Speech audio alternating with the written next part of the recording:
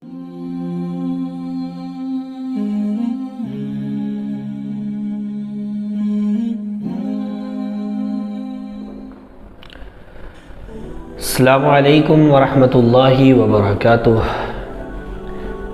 नहमदुहु व नुसल्ली अला रसूलिहिल करीम, अम्मा बाद। फ़क़द क़ाल अल्लाहु तआला फ़िल क़ुरआनिल मजीद वल फ़ुरक़ानिल हमीद। अऊज़ु बिल्लाहि मिनश शैतानिर रजीम। बिस्मिल्लाहिर रहमानिर रहीम। इन्ना अंज़लनाहु फ़ी लैलतिन मुबारकतिन इन्ना कुन्ना मुंज़िरीन फ़ीहा युफ़रक़ु कुल्लु अम्रिन हकीम। सदक़ल्लाहुल अज़ीम।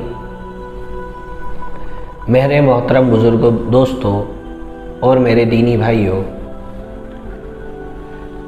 जैसा कि आप हज़रात को मालूम है कि माह शाबान चल रहा है और इस माह में, इस महीने में एक रात आती है, बहुत ही बाबरकत और फ़जीलतों वाली रात, जिसको हम शब बारात कहते हैं। इस रात के मुताल्लिक बहुत से हज़रात का ये कहना है कि इस रात में खुसूसी तौर पर जागना और इबादत करना कुरान और हदीस से साबित नहीं, और कुछ हज़रात तो यूँ कहते हैं कि गोया कि ये सब काम, इस रात में जागना और इबादत करना, इसकी ताबीर वो बिदअत से करते हैं, जबकि ऐसा नहीं। इस चीज़ की, इस रात की बड़ी फ़जीलतें हैं और इस रात की फ़जीलत और हकीकत बयान करना हमारी टीम ने इस मौजू पर कुछ अर्ज़ करना मुनासिब समझा।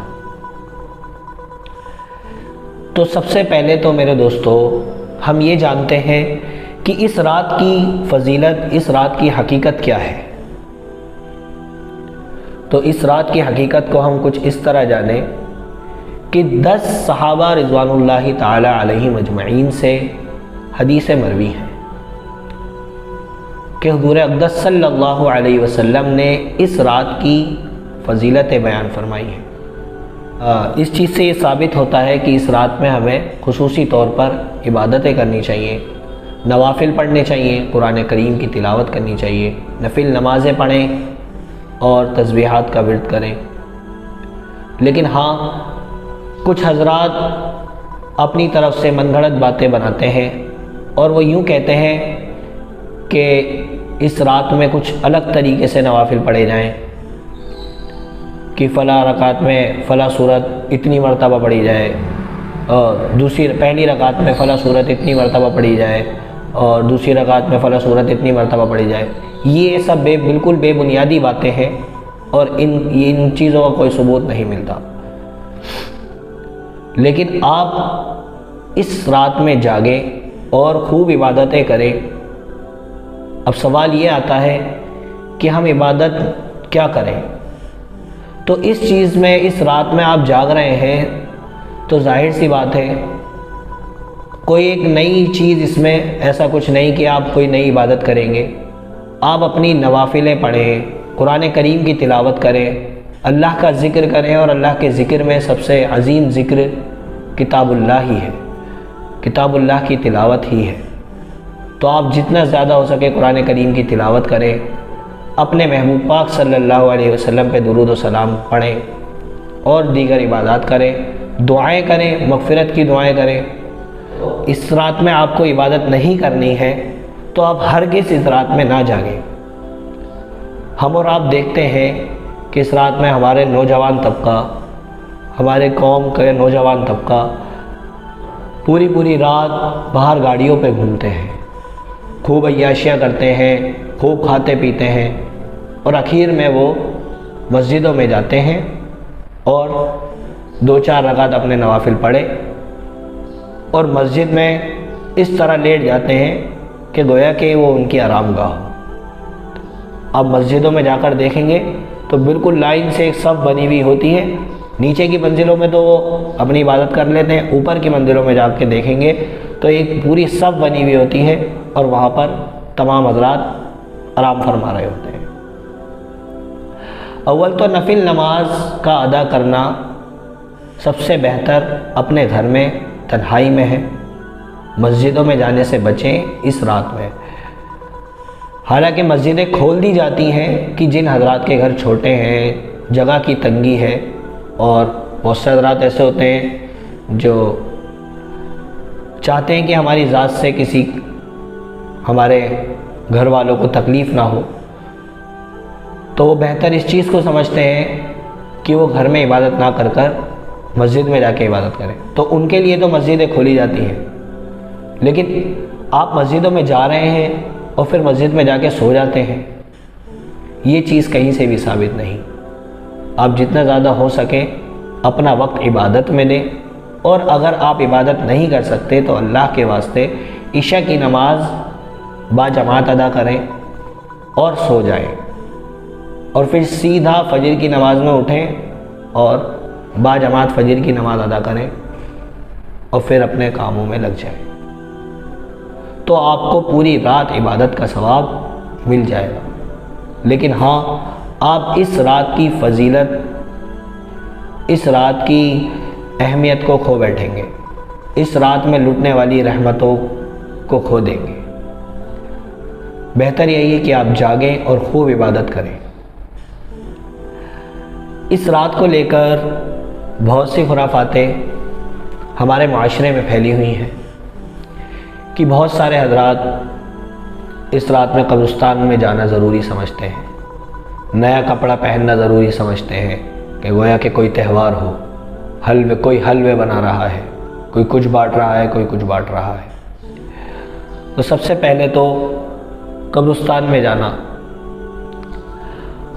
में जाना हमारे नबी पाक सल्लल्लाहु अलैहि वसल्लम की पूरी ज़िंदगी में आप एक मरतबा जन्नतुल बकी शब बारात की रात में सिर्फ़ एक मरतबा जन्नतुल बकी गए थे, और ये चीज़ सिर्फ़ एक ही बार हुई है आपकी हयात तय्यबा में। तो गोया कि इस चीज़ को ज़रूरी समझना और हर शब बारात पर कब्रिस्तान जाना, ये चीज़ दीन में इजाफ़ा करती है, और जो भी चीज़ दीन में इजाफ़ा करे वो बिदअत है।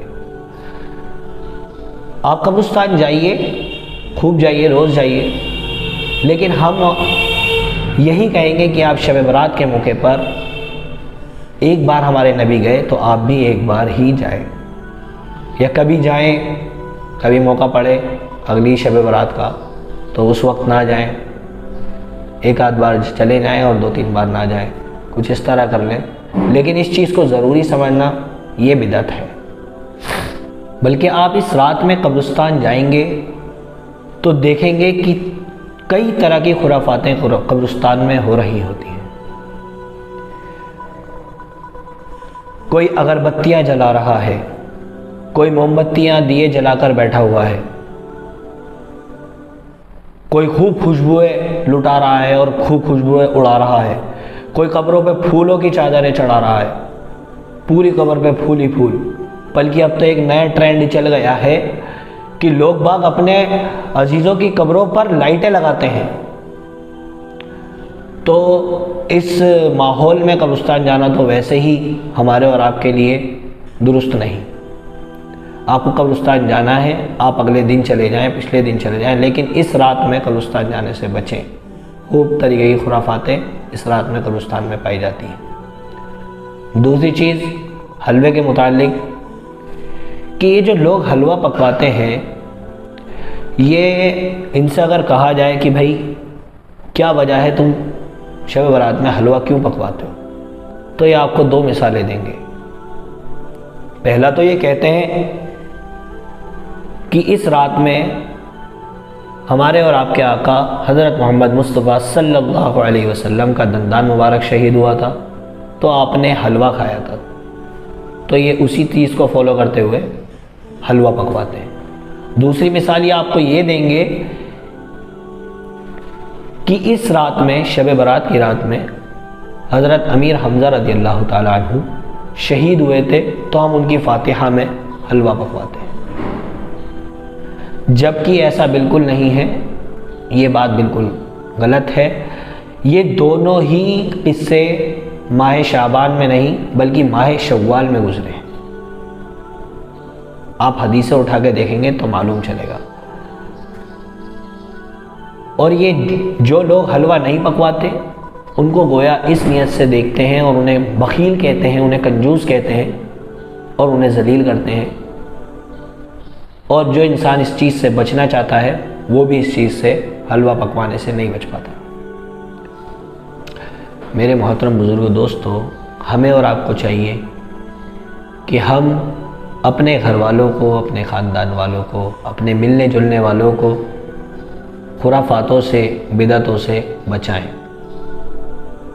क्योंकि हमारा और आपका अल्लाह कुरान करीम में इरशाद फरमाता है कि या अय्युहल्लज़ीना आमनू क़ू अनफुसकुम व अहलीकुम नारा, कि ए ईमान वालो, तुम अपनी जान को और अपने घर वालों को आग से बचाओ।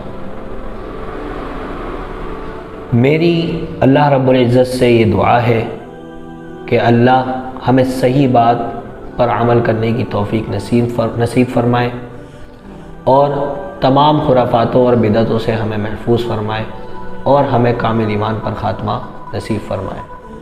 आमीन। व आखिरु दावाना अनिल हम्दुलिल्लाहि रब्बिल आलमीन।